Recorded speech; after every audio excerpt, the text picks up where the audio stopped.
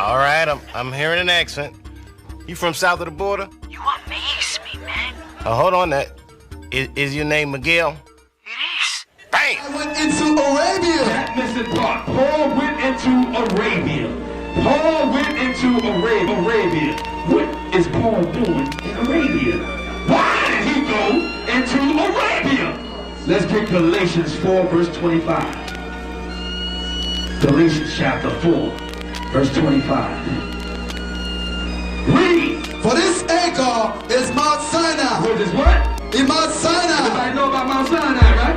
Okay, y'all know what Mount Sinai is at? That's right, this Hagar was Sinai. Read on. In Arabia. In Arabia. Arabia. Arabia. In Arabia. Why did Paul go to Arabia, everybody? Why did Paul go to Arabia, everybody? He went to talk with Christ.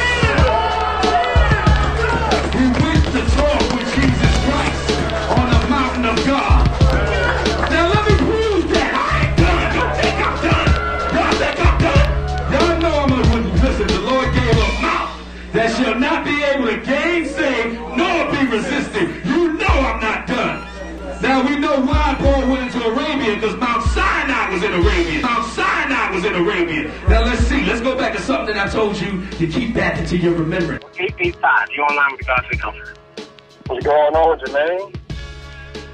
Yeah, what's going on? My name is the God's Comforter. How you doing? Yeah, sure. Your name is Jermaine Grant. Right. You want the conversation. I'm here. You got it. Hello, shalom. Shabbat shalom. Yeah, we got the other thing. You online. Now, so this is true. I understand. You don't have any proof. No, you asked me a question. You asked me a question. Listen. You asked me a question. You have any proof? You said, do I have? Okay, you have any question. Let me answer, bro. It's yes or no, okay? Oh, no, brother. It's not a yes or no. Now, let me ask I think y'all said color law. Right. All right, now, listen. The man asked me, he forgot he called my show. The man asked me if I got any proof that I went to the land of Israel. Could that mean that this guy believes that I didn't go to the land of Israel? Why are you asking me for proof? Is it because you believe that I never went? Is that the situation? Unknown demon? Everybody else got proof. I asked you, do you believe I didn't go? You have no way of showing that you did. Do you believe I did not go? Do you believe Now you're reading that side with semantics. Do you have tangible evidence? Do you believe I did not go? Do you believe I did not go? A picture of a plane. Do you believe I did not go? Your history. I mean, you're a nigga. You're a fat black nigga from Harlem, and you follow fat black nigga. Right. Thank you for that. Now, do you believe you're right? You're a fat black nigga from Harlem, and this is your first black nigga from Harlem. You don't have a picture. This is something. Okay, thank you. Now, as you can see, as my believers can see, look at this is what we get. Obviously, you don't believe that I went to the land of Israel. Reversing the burden of proof puts your opponent on the defense now, and you try to have them prove what the opposite is, what should be the default position, which is if you don't have evidence for something you are not convinced, doesn't mean that you have to prove the opposite. TAZADAQYAH says that he went to Israel. He should have the burden of proof to provide his passport, and that would be the evidence. A lack of evidence shows you that this is something that you probably should not believe. There's such a thing for this food. There's something called a passport. You can't get out of this country without it.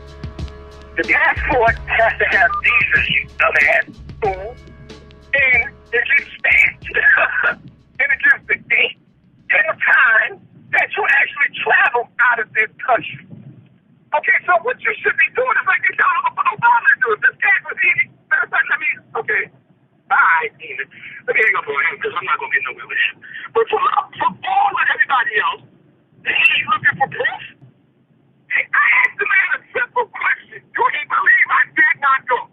Then that's the force me to prove that I did. And show that he's a dead idiot. Yes, I have a passport. Yes, the passport has visas. Yes, it was stamped.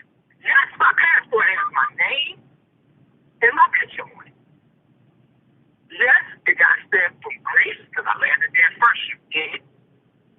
And then after I took off from Greece, I landed in San Miguel, Egypt. You fool? Look out, Google it. You fools, I know. San Miguel, is that Egyptian copy? From San Miguel, as soon as I landed, and this as he said, monumental point in history. I'm glad he said all that because now that I got the proof, then he's supposed to be believing now.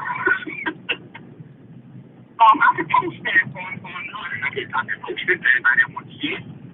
Leave all the comments on the show to say, so we can show me off, but you name me a picture and say, I don't believe somebody. Show us the proof. Show us your passport. Show us off. But the proof all you did is the shame that you don't know what the hell you're talking about. Now you mean to tell me it's even, you got so much hatred in you and so much nonsense and foolishness in you. You're going to tell me that I never went to Israel now. Now I'm about to prove it because what is you dumb demons trying to confront me with it? What do you want to say now? Okay, you went to Israel, but you wasn't okay, but you wasn't on the phone. Okay, my passport proves that I went to Israel in Egypt. After I left Egypt, I got on the plane and landed in Eilat, Israel. Eilat. Okay? Do you know what I did? Huh? Yeah, border, you fool. Then from there, I went to Jerusalem. What year was it? It was 1999. Just explaining how it works to have a passport and travel. It doesn't mean that you have a passport, TAZADAQYAH. I've really been to the mountain. Stop. You've never been to Israel. You've never been to Egypt. Now, I don't see it. I don't understand what's the body line. All you gotta do is go to the mountaintop. You've been to the mountaintop. See, I've been to the mountaintop. Am I right? Am I right? You ain't got to lie, Craig. You ain't got to lie. Ain't nobody lying.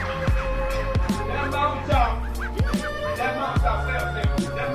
that they refer to is talking about when Moses received the Lord. You understand that? When Moses received the 10 commandments by the hand of God. You understand that? All these people have to do is take a trip over to the Middle East to get to the top of the mountain. But they rather lie to the congregation about being there. Everybody see that? We really been there. That's right. And you really hear us talking about it. How we been to the mountaintop. And I'm going to tell you something. And when I was on the mountaintop, I seen the glory of the Lord.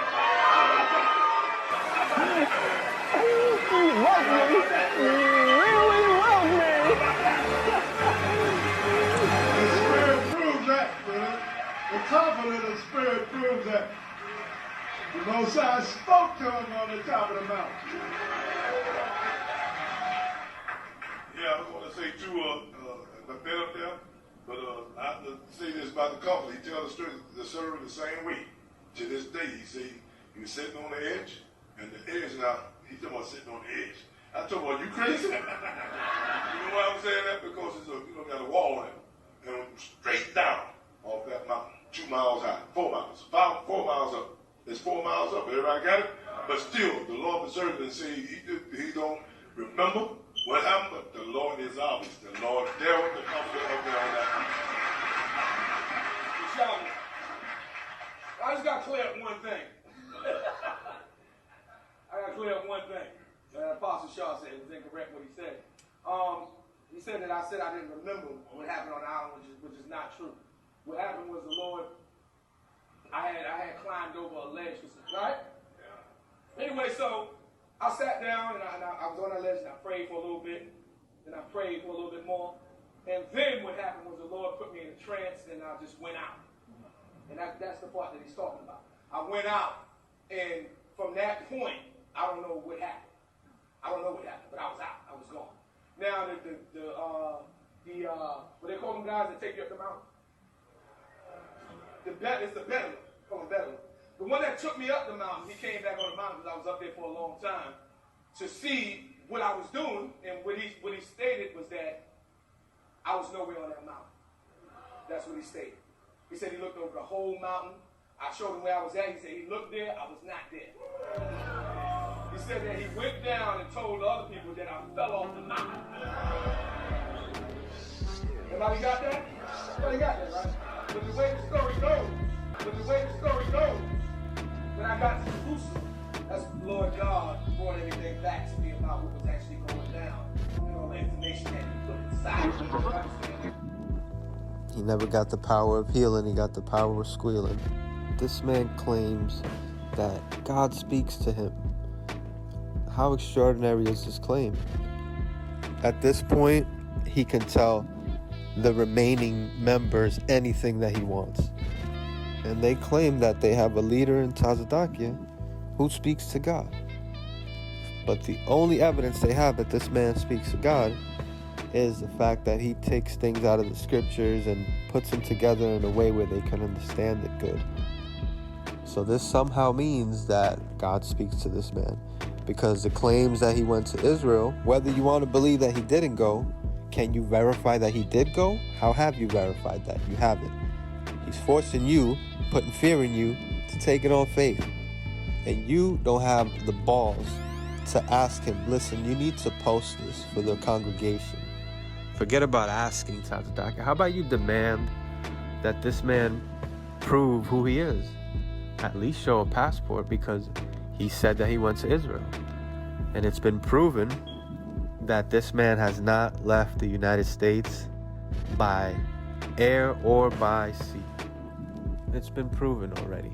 You didn't even have to disprove it, because he doesn't have the evidence to verify it. If he claims that God speaks to him or spoke to him on Mount Sinai, because that's where it supposedly started, where's the evidence that he even left? It's coming out that he didn't even leave the country. Why believe something based on nothing? Because you trust, you have a bias with TAZADAQYAH. It has nothing to do with God. Your bias is with TAZADAQYAH and what he says. God is not telling you about no passport. Look at where you got yourselves right now in your so-called faith. What is faith? If faith is trust, then you can also trust something on bad evidence, for bad reasons. Yeah, you can trust for bad reasons. This is what you're doing. You have faith for bad reasons. You think just because you could be a loyal dog that somehow makes you noble? No, because a lot of you people in there are hiding things that TAZADAQYAH has done and said. And you yourselves have went through things and you don't speak up about it because you think that there's some honor and faith in staying next to this man and staying loyal to this man that could give a damn and care less about the members in this Icgjc. You never been to Israel. You never been to Egypt, let alone to any mountain. You never flew internationally, neither domestically. Neither has Ariyah Ashar been to Mount Sinai. Out of your own mouth, you shot yourself in the foot when you brought out the understanding in regards to Paul that Mount Sinai was in Saudi Arabia. Saudi Arabia is not a part of Africa.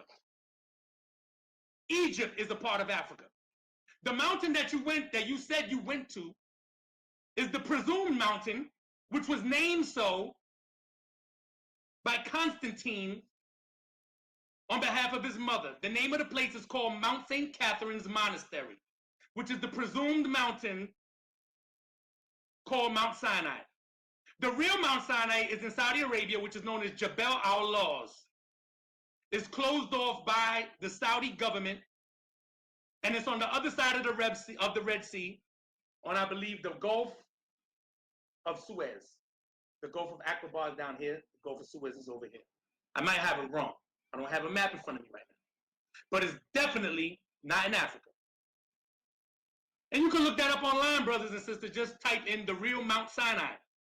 Jebel el Lawz. Jabal Al Lawz. Lawz. The real Mount Sinai is in Saudi Arabia.